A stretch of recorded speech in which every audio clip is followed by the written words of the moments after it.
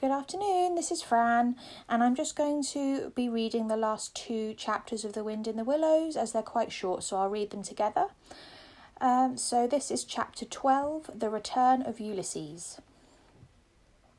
When it began to grow dark, the rat, with an air of excitement and mystery, summoned them back to the parlour, stood each of them up alongside of his little heap, and proceeded to dress them up for the coming expedition. He was very earnest and thoroughgoing about it, and the affair took quite a long time. First, there was a belt to go round each animal, and then a sword to be stuck into each belt, and then a cutlass on the other side to balance it. Then a pair of pistols, a policeman's truncheon, several sets of handcuffs, some bandages and sticking plaster, and a flask and a sandwich case. The badger laughed good-humouredly and said, "All right, Ratty, it amuses you and it doesn't hurt me. I'm going to do all I've got to do with this here stick." But the rat only said, "Please, Badger, I know I shouldn't like you to blame me afterwards and say I hadn't forgotten anything." When all was quite ready, the badger took a dark lantern in one paw, grasped his great stick with the other, and said, "Now then, follow me.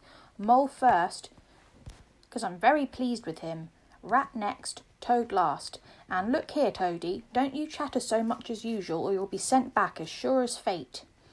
The toad was so anxious not to be left out that he took up the inferior position assigned to him without a murmur, and the animals set off. The badger led them along by the river for a little way, and then suddenly swung himself over the edge into a hole in the riverbank a little above the water. The mole and the rat followed silently, swinging themselves successfully into the hole as they had seen the badger do. But when it came to Toad's turn, of course he managed to slip and fall into the water with a loud splash and a squeal of alarm. He was hauled out by his friends, rubbed down and wrung out hastily, comforted and set on his legs, but the badger was seriously angry and told him that the very next time he made a fool of himself he would certainly be left behind. So at last they were in the secret passage, and the cutting-out expedition had really begun. It was cold and dark and damp and low and narrow, and poor Toad began to shiver, partly from dread of what might be before him, partly because he was wet through. The lantern was far ahead, and he could not help lagging behind a little in the darkness. Then he heard the rat call out warningly, "Come on, Toad!" and a terror seized him of being left behind, alone in the darkness, and he came on with such a rush that he upset the rat into the mole and the mole into the badger, and for a moment all was confusion. The badger thought they were being attacked by behind, and as there was no room to use a stick or cutlass, drew a pistol and was on the point of pulling a bullet into Toad. When he found out what had really happened, he was very angry indeed, and said, "Now this time that tiresome Toad shall be left behind." But Toad whimpered, and the other two promised that they would be answerable for his good conduct, and at last the badger was pacified, and the procession moved on, only this time the rat brought up the rear with a firm grip on the shoulder of Toad. So they groped and shuffled along, with their ears pricked up and their paws on their pistols, till at last the badger said, "We ought by now to be pretty nearly under the hall." Then suddenly they heard, far away as it might be, and yet apparently nearly over their heads, a confused murmur of sound, as if people were shouting and cheering and stamping on the floor and hammering on tables. The Toad's nervous terrors all returned, but the badger only remarked placidly, "They are going at it, the weasels." The passage now began to slope upwards. They groped onward a little further, and then the noise broke out again, quite distinct this time, and very close above them. "Hooray, hooray, hooray! Hooray, hooray!" they heard, and the stamping of little feet on the floor, and the clinking of glasses as little fists pounded on the table. "What a time they're having," said the badger. "Come on." They hurried along the passage till it came to a full stop, and they found themselves standing over the trap door that led up the butler's pantry. Such a tremendous noise was going on in the banqueting hall that there was a little danger of their being overheard. The badger said, "Now, boys, all together," and the 4 of them put their shoulders to the trap-door and heaved it back. Hoisting each other up, they found themselves standing in the pantry, with only a door between them and the banqueting hall where their unconscious enemies were carousing. The noise as they emerged from the passage was simply deafening. At last, as the cheering and hammering slowly subsided, a voice could be made out saying, "Well, I do not propose to detain you much longer," great applause, "but before I resume my seat," renewed cheering, "I should like to say one more word about our kind host, Mr. Toad." We all know Toad. Great laughter. Good Toad, modest Toad, honest Toad. Shrieks of merriment. Only just let me get at him, muttered Toad, grinding his teeth. Hold hard a minute, said the Badger, restraining him with difficulty. Get ready, all of you. Let me sing you a little song, went on the voice, which I have composed on the subject of Toad. Prolonged applause. Then the chief weasel, for it was he, began in a high, squeaky voice. Toad he went a-pleasuring gaily down the street. The Badger drew himself up, took a firm grip of his stick, and with both paws glanced around at his comrades and cried, The hour is come, follow me, and flung the door open wide. My, what a squealing and a squeaking and a screeching filled the air. What might the terrified weasels dive under the tables and spring madly up at the windows? Well might the ferrets rush wildly for the fireplace and get hopelessly jammed up in the chimney. Well might tables and chairs be upset, and glass and china be sent crashing on the floor in the panic of that terrible moment when the four heroes strode wrathfully into the room. The mighty Badger, his whiskers bristling, his great cudgel whistling through the air. Mole, black and grim, brandishing his stick and shouting his awful war cry, A mole! A mole! Rat, desperate and determined, his belt bulging with weapons of every age and every variety.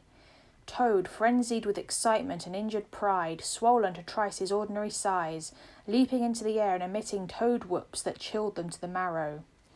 Toady went a-pleasuring, he yelled, I'll pleasure 'em. And he went straight for the chief weasel. They were but four in all, but to the panic-stricken weasels the hall seemed full of monstrous animals, grey, black, brown and yellow, whooping and flourishing enormous cudgels, and they broke and fled with squeals of terror and dismay, this way and that, through the windows, up the chimney, anywhere to get out of reach of these terrible sticks. The affair was soon over. Up and down the whole length of the hall strode the four friends, whacking with their sticks at every head that showed itself, and in 5 minutes the room was cleared. Through the broken windows the shrieks of terrified weasels escaping through the lawn were borne faintly to their ears. On the floor lay prostrate some dozen or so of the enemy, on whom the mole was busily engaged in fitting handcuffs. The Badger, resting from his labours, leant on his stick and wiped his honest brow. Mole, he said, you're the best of fellows. Just cut along outside and look after these stoat sentries of yours and see what they're doing. I've an idea that thanks to you we shan't have much trouble from them tonight. The Mole vanished promptly through a window, and the Badger bade the other two set a table on his legs again, pick up knives and forks and plates and glasses from the debris on the floor, and see if they could find materials for a supper. I want some grub, I do, he said in that rather common way he had of speaking. Stir your stumps, Toad, and look lively. We've got your house back for you, and you don't offer us so much as a sandwich. Toad felt rather hurt that the Badger didn't say pleasant things to him as he had to the Mole, and tell him what a fine fellow he was and how splendidly he had fought, for he was rather particularly pleased with himself, and the way he had gone for the chief weasel and sent him flying across the table with one blow of his stick. But he bustled about, and so did the rat, and soon they found some guava jelly in a glass dish, and a cold chicken, a tongue that had hardly been touched, some trifle, and quite a lot of lobster salad. And in the pantry they came upon a basketful of French rolls and any quantity of cheese, butter, and celery. They were just about to sit down when the Mole clambered in through the window, chuckling, with an armful of rifles. It's all over, he reported. From what I can make out, as soon as the stoats, who were very nervous and jumpy already, heard the shrieks and the yells and the uproar inside the hall, some of them threw down their rifles and fled. The others stood fast for a bit, but when the weasels came rushing out upon them, they thought that they were betrayed, and the stoats grappled with the weasels, and the weasels fought to get away, and they wrestled and wriggled and punched each other, and rolled over and over, till most of them rolled into the river. They've all disappeared by now, one way or another, and I've got their rifle, so that's all right. Excellent and deserving animal, said the Badger, his mouth full of chicken and trifle. Now, there's just one more thing I want you to do, Mole, before you sit down to your supper along of us, and I wouldn't trouble you, only I know that I can trust you to see a thing done, and I wish I could say the same of everyone I know. I'd send Rat if he wasn't a poet. I want you to take those fellows on the floor there upstairs with you and have some bedrooms cleaned out and tidied up and made really comfortable. See that they sweep under the beds, and put clean sheets and pillowcases on, and turn down one corner of the bedclothes just as you know it ought to be done, and have a can of hot water and clean towels and fresh cakes of soap put in each room. And then you can give them a licking apiece if it's any satisfaction to you, and put them out by the back door, and we shan't see any more of them, I fancy. And then come along and have some of this cold tongue. It's first rate. I'm very pleased with you, Mole." The good-natured Mole picked up a stick, formed his prisoners up in a line on the floor, gave them the order, "Quick march," and led his squad off to the upper floor. After a time he appeared again, smiling, and said that every room was ready and as clean as a new pin. "And I didn't have to lick them either," he added. "I thought on the whole they had licking enough for one night, and the weasels, when I put the point to them, quite agreed with me, and said they wouldn't think of troubling me. They were very penitent, and said they were extremely sorry for what they had done. But it was all the fault of the chief weasel and the stoats, and if ever they could do anything for us at any time to make up, we have only got to mention it. So I gave them a roll apiece and let them out at the back, and off they ran as hard as they could." Then the Mole pulled his chair up to the table and pitched into the cold tongue, and Toad, like the gentleman he was, put all his jealousy from him and said heartily, "Thank you kindly, dear Mole, for all your pains and trouble tonight, and especially for your cleverness this morning." The Badger was pleased at that and said, "There spoke my brave Toad." So they finished their supper in great joy and contentment, and presently retired to rest between clean sheets, safe in Toad's ancestral home, won back by matchless valour, consummate strategy, and a proper handling of sticks. The following morning, Toad, who had overslept himself as usual, came down to breakfast disgracefully late, and found on the table a certain quantity of eggshells, some fragments of cold and leathery toast, a coffee-pot 3/4 empty, and really very little else, which did not tend to improve his temper, considering that, after all, it was his own house. Through the French windows of the breakfast-room he could see the Mole and the Water-Rat sitting in wicker chairs out on the lawn, evidently telling each other stories, roaring with laughter and kicking their short legs up in the air. The Badger, who was in an armchair and deep in the morning paper, merely looked up and nodded when Toad entered the room. But Toad knew his man, so he sat down and made the best breakfast he could, merely observing to himself that he would get square with the others sooner or later. When he had nearly finished, the Badger looked up and remarked rather shortly, "I'm sorry, Toad, but I'm afraid there's a heavy morning's work in front of you. You see, we really ought to have a banquet at once to celebrate this affair. It's expected of you. In fact, it's the rule." "Oh, all right," said the Toad readily. "Anything to oblige. Though why on earth you should want to have a banquet in the morning I cannot understand. But you know I do not want to please myself, but merely to find out what my friends want, and then try and arrange it for 'em, you dear old Badger." "Don't pretend to be stupider than you really are," replied the Badger crossly, "and don't chuckle and splutter in your coffee while you're talking. It's not manners. What I mean is, the banquet will be at night, of course, but the invitations will have to be written and got off at once, and you've got to write 'em. Now, sit down at that table, there's stacks of letter paper on it with Toad Hall at the top in blue and gold, and write invitations to all our friends, and if you stick to it, we shall get them out before luncheon. And I'll bear a hand too, and take my share of the burden. I'll order the banquet." "What?" cried Toad, dismayed. "Me stop indoors and write a lot of rotten letters on a jolly morning like this, when I want to go around my property and set everything and everybody to rights, and swagger about and enjoy myself? Certainly not. I'll see you... Stop a minute, though. Why, of course, dear Badger, what is my pleasure or convenience compared with that of others? You wish it done, and it shall be done. Go, Badger, order the banquet, order what you like. Then join our young friends outside in their innocent mirth, oblivious of me and my cares and toils. I sacrifice this fair morning on the altar of duty and friendship." The Badger looked at him very suspiciously, but Toad's frank, open countenance made it difficult to suggest any unworthy motive by this change of attitude. He quitted the room accordingly in the direction of the kitchen, and as soon as the door had closed behind him, Toad hurried to the writing table. A fine idea had occurred to him while he was talking. He would write the invitations, and he would take care to mention the leading part he had taken in the fight, and how he had laid the chief weasel flat, and he would hint at his adventures and what a career of triumph he had to tell about. And on the flyleaf he would set out a sort of programme of entertainment for the evening, something like this as he sketched it out in his head.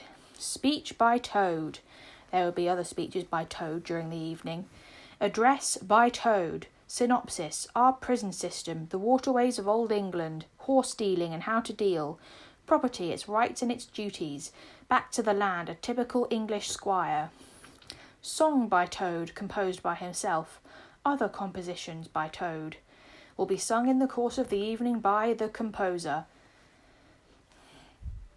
The idea pleased him mightily, and he worked very hard and got all the letters finished by noon, at which hour it was reported to him that there was a small and rather bedraggled weasel at the door, inquiring timidly whether he could be of any service to the gentleman. Toad swaggered out and found it was one of the prisoners of the previous evening, very respectful and anxious to please. He patted him on the head, shoved the bundle of invitations into his paw, and told him to cut along quick and deliver them as fast as he could. And if he liked to come back again in the evening, perhaps there might be a shilling for him, or again perhaps there mightn't, and the poor weasel seemed really quite grateful and hurried off eagerly to do his mission. When the other animals came back to luncheon, very boisterous and breezy after a morning on the river, the mole, whose conscience had been pricking him, looked doubtfully at Toad, expecting to find him sulky or depressed. Instead, he was so uppish and inflated that the mole began to suspect something, while the rat and the badger exchanged significant glances. As soon as the meal was over, Toad thrust his paws deep into his trouser pockets, remarked casually, "Well, look after yourselves, you fellows, ask for anything you want," and was swaggering off in the direction of the garden, where he wanted to think out an idea or two for his coming speeches, when the rat caught him by the arm. Toad rather suspected what he was after, and did his best to get away, but when the badger took him firmly by the other arm, he began to see that the game was up. The two animals conducted him between them into the small smoking room that opened out of the entrance hall, shut the door, and put him into a chair. Then they both stood in front of him, while Toad sat silent and regarded them with much suspicion and ill humour. "Now look here, Toad," said the rat. "It's about this banquet, and very sorry I am to have to speak to you like this, but we want you to understand clearly, once and for all, that there are going to be no speeches and no songs. Try and grasp the fact that on this occasion we're not arguing with you, we're just telling you." Toad saw that he was trapped. They understood him, they saw through him, and they had got ahead of him. His pleasant dream was shattered. "Mayn't I just sing them one little song?" he pleaded piteously. "No, not one little song," replied the rat firmly, though his heart bled as he noticed the trembling lip of the poor disappointed Toad. "It's no good, Toady. You know well that your songs are all conceit and boasting and vanity, and your speeches are all self-praise and gross exaggeration and gas," put in the badger in his common way. "It's for your own good, Toady," went on the rat. "You know you must turn over a new leaf sooner or later, and now seems a splendid time to begin, a sort of turning point in your career. Please don't think that saying all this doesn't hurt me more than it hurts you." Toad remained a long while plunged in thought. At last he raised his head, and the traces of strong emotion were visible on his features. "You have conquered, my friends," he said in broken accents. "It was, to be sure, but a small thing that I asked. Merely leave to blossom and expand for yet one more evening, to let myself go and hear the tumultuous applause that always seems to me, somehow, to bring out my best qualities. However, you are right, I know, and I am wrong. Henceforth I will be a very different Toad. My friends, you shall never have occasion to blush for me again. But oh dear, this is a hard world."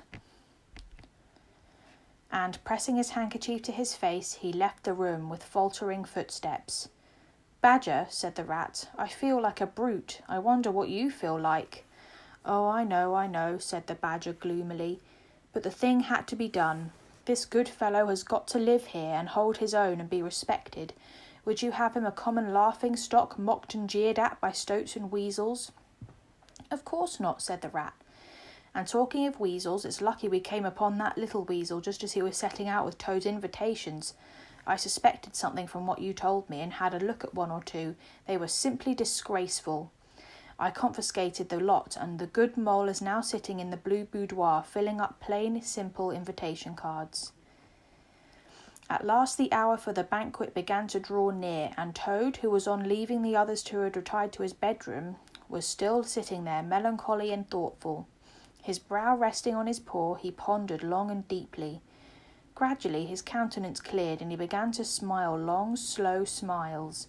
Then he took to giggling in a shy, self-conscious manner. At last he got up, locked the door, drew the curtains across the windows, collected all the chairs in the room and arranged them in a semicircle, took up his position in front of them, swelling visibly. Then he bowed, coughed twice, and letting himself go with uplifted voice, he sang to the enraptured audience that his imagination so clearly saw. That was the end of chapter 12, and I'm just going to go straight into chapter 13 as it's quite short. So that chapter 13 is called Toad's Last Little Song. The toad came home. There was panic in the parlours and bowling in the halls. There was crying in the cowsheds and shrieking in the stalls when the toad came home. When the toad came home, there was smashing in of windows and crashing in of doors. There was chivying of weasels that fainted on the floor when the toad came home.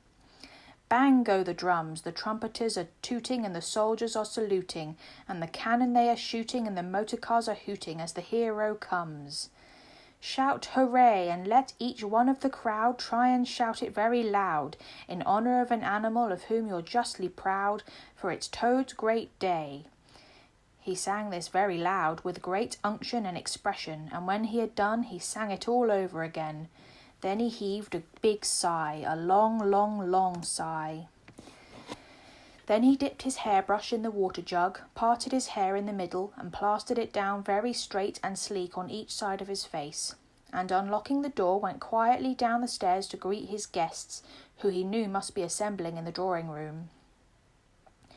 All the animals cheered when he entered, and crowded round to congratulate him and say nice things about his courage and his cleverness and his fighting qualities, but Toad only smiled faintly and murmured, "Not at all," or sometimes for a change, "On the contrary." Otter, who was standing on the hearthrug, describing to admiring circle of friends exactly how he would have managed things had he been there, came forward with a shout, threw his arm round Toad's neck, and tried to take him round the room in triumphal progress. But Toad, in a mild way, was rather snubby to him, remarking gently as he disengaged himself, "Badgers was the mastermind. The mole and the water rat bore the brunt of the fighting. I merely served in the ranks and did little or nothing." The animals were evidently puzzled and taken aback by this unexpected attitude of his, and Toad felt, as he moved from one guest to the other, making his modest responses, that he was an object of absorbing interest to everyone. The Badger had ordered everything of the best, and the banquet was a great success. There was much talking and laughter and chaff among the animals, but through it all, Toad, who of course was in the chair, looked down his nose and murmured pleasant nothings at the animals on either side of him. At intervals he stole a glance at the Badger and the Rat, and always when he looked they were staring at each other with their mouths open, and this gave him the greatest satisfaction. Some of the younger and livelier animals, as the evening wore on, got whispering to each other that things were not so amusing as they used to be in the good old days, and there were some knockings on the table and cries of "Toad, speech, speech from Toad, song, Mr. Toad's song." But Toad only shook his head gently, raised one paw in mild protest, and by pressing delicacies on his guests, by topical small talk, and by earnest inquiries after members of their families, not yet old enough to appear in social functions, managed to convey to them that this dinner was being run on strictly conventional lines. He was indeed an altered Toad. After this climax, the four animals continued to lead their lives, so rudely broken in upon by civil war, in great joy and contentment, undisturbed by further risings or invasions. Toad, after due consultation with his friends, selected a handsome gold chain and locket set with pearls, which he dispatched to the gaoler's daughter with a letter that even the Badger admitted to be modest, grateful and appreciative. And the engine driver, in his turn, was properly thanked and compensated for all his pains and trouble. Under severe compulsion from the Badger, even the barge woman was with some trouble sought out, and the value of her horse discreetly made good to her, though Toad kicked terribly at this, holding himself to be an instrument of fate, sent to punish fat women with mottled arms who couldn't tell a real gentleman when they saw one. The amount involved, it was true, was not very burdensome, the man Toad sold the horse to being admitted by local assessors to be approximately correct. Sometimes, in the course of long summer evenings, the friends would take a stroll together in the wild wood, now successfully tamed so far as they were concerned, and it was pleasing to see how respectfully they were greeted by the inhabitants, and how the mother weasels would bring their young ones to the mouths of their holes and say, pointing, "Look, baby, there goes the great Mr. Toad, and there's the gallant water rat, a terrible fighter, walking alongside of him. And yonder comes the famous Mr. Mole, of whom you so often have heard your father tell." But when their infants were fractious and quite beyond control, they would quiet them by telling how, if they didn't hush them and not fret them, the terrible grey badger would up and get them. It was a base libel on Badger, who, though he cared little about society, was rather fond of children, but it never failed to have its full effect. So that's the end of The Wind in the Willows. I hope you've been enjoying listening these past couple of weeks. I've really enjoyed reading it to you. Tomorrow there'll be a book review posted where I will talk about how I found reading this story to you. And I really hope you enjoyed. Let us know if you would like another read along, or perhaps even what kind of book you might like us to read. And hopefully we'll be back again with another one soon. Thank you for listening. Bye.